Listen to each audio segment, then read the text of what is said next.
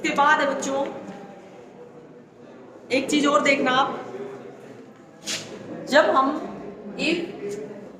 f(x) is divided by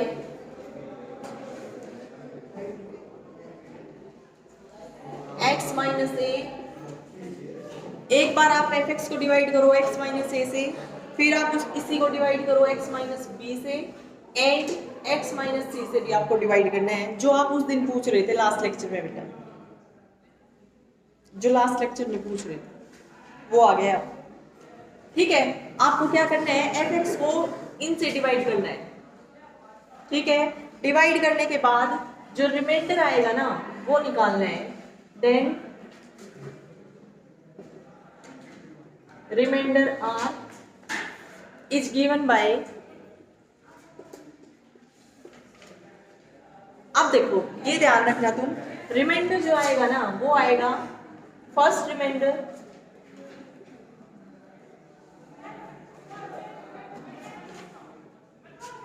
plus first divisor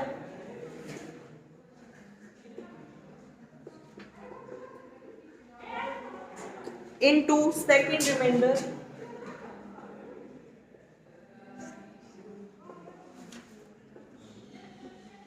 plus second divisor into third reminder.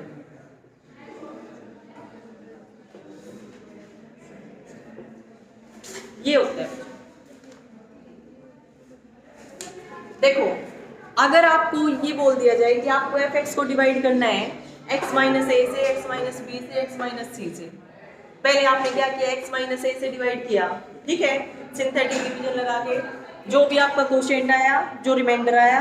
आया उसको r1 बोल दो,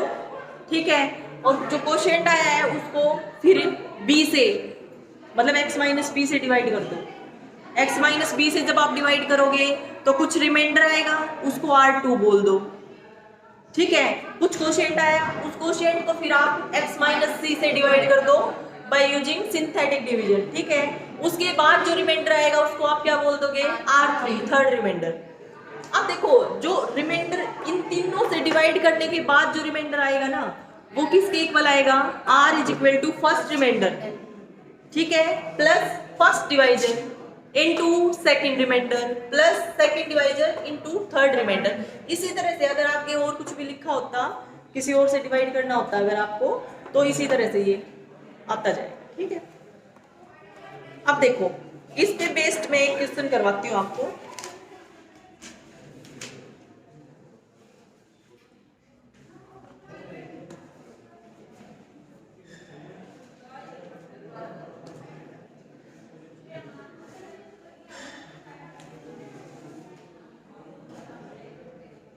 आपके पास बच्चों क्वेश्चन गिवन है,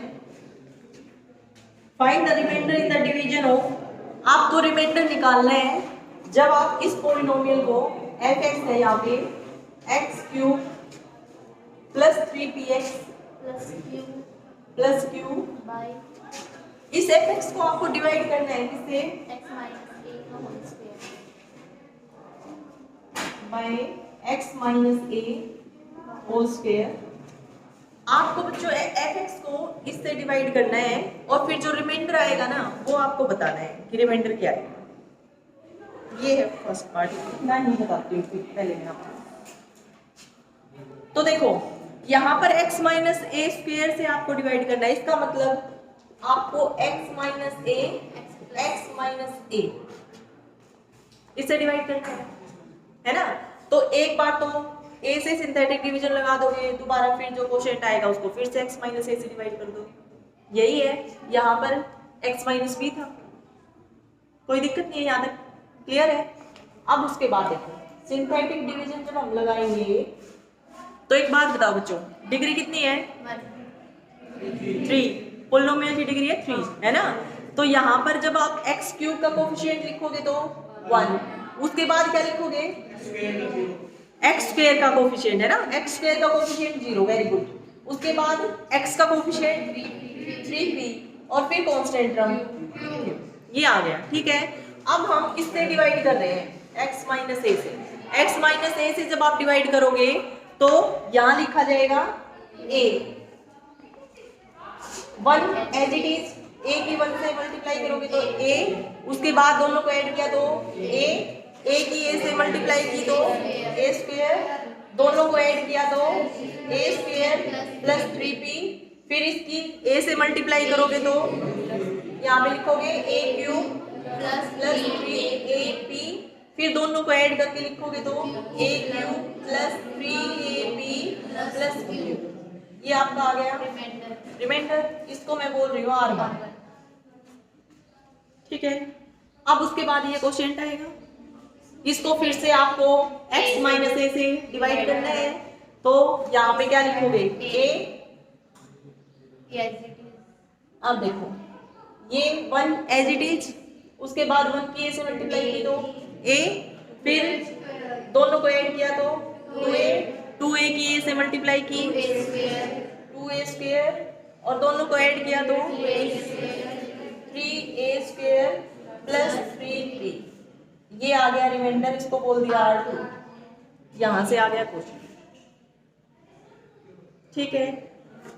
तो जब आपने इस पोलिनोमियल को x माइनस ए स्क्वायर से डिवाइड किया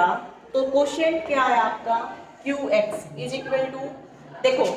यहाँ थी पावर x क्यूब को आपने किया x माइनस ए से डिवाइड तो रिड्यूस हो गई, यहाँ पर आएगा x स्क्वायर, फिर x स्क्वायर मतलब डिग्री 2 है पोलिनोमियल की, है ना, इसको आपने फिर से a से डिवाइड किया और यहाँ पर x माइनस ए 1 डिग्री थी ना, तो यहाँ पर जब आओगे तो एक डिग्री और रिड्यूस हो जाएगी ना, तो यहाँ पर आएगा 1 इंटू एक्स प्लस 2a, तो 1 इंटू एक्स प्लस 2a, ये तो आ गया आपके पास क्वोशिएंट जब आपने fx को x माइनस ए स्क्वायर से डिवाइड किया। उसके बाद हमें रिमाइंडर निकालना था, उसने ये नहीं पूछा था, लेकिन फिर भी आप ये भी लिख दो। r कैसे लिखोगे, अब वो देख लो ध्यान से। r इज इक्वल टू, ये लिखा हुआ आपके पास रिजल्ट ऊपर, फर्स्ट रिमाइंडर क्या है, पहले तो ये लिख देती हूँ r1 प्लस फर्स्ट डिवाइजर क्या है, किससे डिवाइड किया है आपने, x माइनस ए से ना, तो फर्स्ट डिवाइजर है x माइनस ए, फिर सेकंड रिमाइंडर आपके पास है r2। अब इसको r1 की r2 की वैल्यू पुट कर दो, इसको सोल्व कर दो, ये आपके पास रिमाइंडर आ जाएगा। आ गया निकालना रिमाइंडर, कैसे निकालोगे, ये मेथड है आपके पास। उसके बाद इस क्वेश्चन में और आगे स्टेटमेंट में लिखा हुआ है कि आपको है ना ये बताना है कि ये जो पोलिनोमियल है, यहां से जब इक्वेशन बनाओगे f(x इज इक्वल टू 0), उस इक्वेशन के दो इक्वल रूट आएंगे इफ एक कंडीशन दे दी q square plus 4p cube is equal to 0 आ जाए। अगर वो 0 आ जाएगा तो इसके दो इक्वल रूट आ जाएंगे।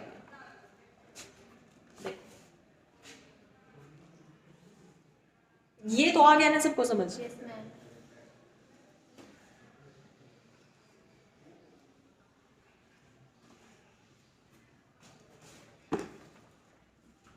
इसमें वैल्यू पुट करके इसको सोल्व भी कर लोगे मेरे ख्याल से, कैलकुलेशन ही है बस, या करके दिखाओ, कर लोगे ना। तो r की वैल्यू जो आएगी यहाँ से आपके पास वो आएगी बच्चों 3a square plus b x plus q minus 2aq, ये आएगा रिमाइंडर आपके पास जब आप r1 r2 को पुट करके थोड़ा सोल्व कर लोगे। अब देखो एक बात, इसने हमसे ये पूछा है कि जो f(x इज इक्वल टू 0) जो आपकी इक्वेशन होगी उसके दो रूट इक्वल कब आएंगे। तो यहाँ पर देखना आपने किससे डिवाइड किया है, x माइनस ए स्क्वायर से। अगर x माइनस ए स्क्वायर इसको कंप्लीटली डिवाइड कर दे, अगर x minus A square f(x is equal to f(x) polynomial को कंप्लीटली डिवाइड कर देता है, तो उस केस में इसके जो रूट आएंगे वो क्या क्या आएंगे, a, यही आएंगे ना। अगर मैं ये कह रही हूँ आपको, अभी एक पोलिनोमियल मैंने लिखी थी x square minus 3x plus 2, ये लिख देती हूँ, ये एक इक्वेशन है आपके पास, ठीक है। और आपको इसके रूट निकालने हैं, इसके रूट निकालने के लिए, और मैं ये भी नहीं लिखती, इसके बजाय मैं ऐसे ही लिखती हूँ जिसके रूट रिपीट हो रहे हो। तो यहाँ पर मैं आप चेंज कर देते हैं थोड़ा सा।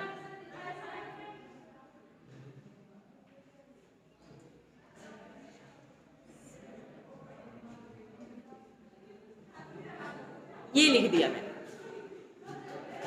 ठीक है, ये लिख दिया। अब यहाँ से ये जो भी इक्वेशन है इसके जब आप रूट निकालोगे तो क्या आएंगे, 1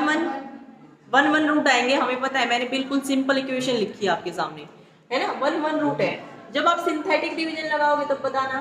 1 इसका एक रूट है, इसका मतलब वो इसको x माइनस 1 इसका एक फैक्टर होगा, और x माइनस 1 इसका एक फैक्टर है, तो जब आप इसको डिवाइड करोगे x माइनस 1 से तो वो कंप्लीटली डिवाइड करेगा, रिमाइंडर 0 बचेगा। देख लो यहाँ पर x स्क्वायर का कोफिशिएंट 1, x का -2 और कांस्टेंट टर्म ये 1 से डिवाइड करोगे तो 1 मल्टीप्लाई किया, यहाँ पे -1 ये आ गया 0, ये रिमाइंडर आ गया, 0 ही आना था, हमें पता था। अब उसके बाद इसका एक और रूट है, हमें पता है 1 ही है, अगर 1 इसका एक रूट है तो x माइनस 1 इसका फैक्टर होगा, x माइनस 1 अगर फैक्टर है तो इसका मतलब जब आप x माइनस 1 से यहाँ पे डिवाइड करेंगे तो रिमाइंडर 0 आ जाएगा, एग्जैक्टली डिवाइड कर देगा ना, तो 1 से फिर से लगाओगे सिंथेटिक डिवीजन तो 1 एज इट इज, मल्टीप्लाई किया 1, ऐड किया 0, रिमाइंडर आ गया 0, ठीक है, यही आया ना। अब देखो यहाँ पर रिमाइंडर कुछ दे दूं, मान लिया मैं यहाँ पर मैंने लिख दिया a प्लस बी, यहाँ पर लिख दिया मैंने c या कुछ भी लिख दिया, और मैं आपसे ये पूछ लूं कि आप a प्लस बी की वैल्यू बताओ, और रूट मैं आपको बता दूं 1 और 1 इसके रूट है, तो a प्लस बी क्या आएगा, a प्लस बी 0 नहीं आएगा, यहाँ से जो टोटल रिमाइंडर आएगा वो निकालोगे आप, समझे, जैसे यहाँ पर रिमाइंडर निकाला हमने r1 प्लस इस तरह से, है ना, रिमाइंडर निकाल के, और वो रिमाइंडर 0 आएगा, ये हमें पता है क्योंकि दोनों ही इसके रूट हैं, तो ये रिमाइंडर 0 आ जाएगा, रिमाइंडर 0 आते ही जो भी कंडीशन आए ABC में वो निकाल दो, तो इसके रूट इक्वल आ जाएंगे, समझे बात को। देखो नहीं समझ आया तो भी यहाँ से आ जाएगा समझ, अभी करेंगे। यहाँ पर ये जो भी पॉलिनोमियल है f(x = 0), इसको हमने डिवाइड किया है x minus a whole square से, तो जब आप इसको इससे डिवाइड कर रहे हो और आपका रिमाइंडर 0 आ जाए तो इसका मतलब इस पॉलिनोमियल को इसने एग्जैक्टली डिवाइड किया है, एग्जैक्टली डिवाइड करने का मतलब कि x माइनस a और x माइनस a इसके फैक्टर आ गए, तो वहां से जब आप रूट निकालोगे तो a, दो रूट मिल गए आपको, यही है प्रोसीजर। अब a रूट मिलेंगे, अगर रिमाइंडर 0 आया तो दोनों रूट इक्वल ही तो आएंगे a, और इसने हमसे स्टेटमेंट में आगे ये पूछ लिया कि जब आप f(x = 0) को के दो इक्वल रूट कब आएंगे, एक कंडीशन है कि तब आएंगे, कंडीशन हम अभी निकाल लेंगे वो, ठीक है। तो इक्वल रूट तो हमें पता है कि अगर ये इसको एग्जैक्टली डिवाइड कर दे तो इसके दो इक्वल रूट ही आ जाएंगे, a, यहां तक आ गया सबको समझ। तो रिमाइंडर आपका आ चुका है, रिमाइंडर को क्या करो, एग्जैक्टली डिवाइड कब करेगा, जब रिमाइंडर 0 बचेगा, तो रिमाइंडर को 0 के इक्वल पुट कर दो, 0 के इक्वल पुट करके आप क्या निकाल दो, कंडीशन निकाल दो यहां से, ठीक है। अब देखो ये 0 है, अब ये तो पॉलिनोमियल आया है ना आपका, तो कंपेयर कैसे करोगे, यहाँ पर x का कोफिशिएंट ये है, यहाँ पर x का कोफिशिएंट है 0, तो जब आप कंपेयर करवा के लिखोगे तो आपके पास एक तो ये आ जाएगा और एक क्या आएगा, यहाँ पर कांस्टेंट टर्म ये है और यहाँ पर है 0, q माइनस a क्यूब = 0। अब यहाँ से p और q में कंडीशन आपको बतानी है, वो दी भी हुई है और नहीं तो आप निकाल भी सकते हो, यहाँ से आ जाएगा a² + b = 0, ठीक है, और p की वैल्यू आएगी -a², ये आ गया। उसके बाद यहाँ से जब आप निकालोगे बच्चों तो क्या आएगा बताओ मुझे, q = 2a³। अब आपको p और q में एक कंडीशन निकालनी है, क्योंकि दिया हुआ है कि अगर ये दिया हुआ है कि q² + 4p³ = 0 होगा ना, तो जो ये इक्वेशन बनेगी यहाँ से उसके दो इक्वल रूट आएंगे, ये लिखा हुआ है, ठीक है। तो अब q² निकाल लो यहाँ से, बताओ क्या आएगा, 4a रेज टू पावर 6, ठीक है। अब a रेज टू पावर 6 की वैल्यू यहां से निकालो, यहां से a रेज टू पावर 6 की वैल्यू निकालोगे तो बताओ मुझे क्या आएगा, बताओ। p क्यूब करोगे तो माइनस a की पावर 6 आ जाएगा, है ना। तो a की पावर 6 की क्या वैल्यू आ जाएगी, माइनस p क्यूब, ठीक है। पुट कर दो यहाँ पे और इसको ले आई इधर, तो क्या आ जाएगा 4p cube plus q square is equal to 0। ये कंडीशन आ गया, यही कंडीशन दे रखी है, ठीक है। तो यहां से हमारे पास ये आ गया, अगर ये है ना आपके पास तो इसका मतलब रिमाइंडर 0 आ जाएगा। ये कंडीशन हो गई तो इसका मतलब रिमाइंडर 0 आ जाएगा। रिमाइंडर 0 आ गया, इसका मतलब इस जो ये पोलिनोमियल है इसको इस पोलिनोमियल ने एग्जैक्टली डिवाइड कर दिया। एग्जैक्टली डिवाइड कर दिया तो ये दोनों इसके फैक्टर हो गए। फैक्टर हो गए तो यहाँ से जो रूट निकलेंगे वो a, a, 2 इक्वल रूट आ गया, ठीक है।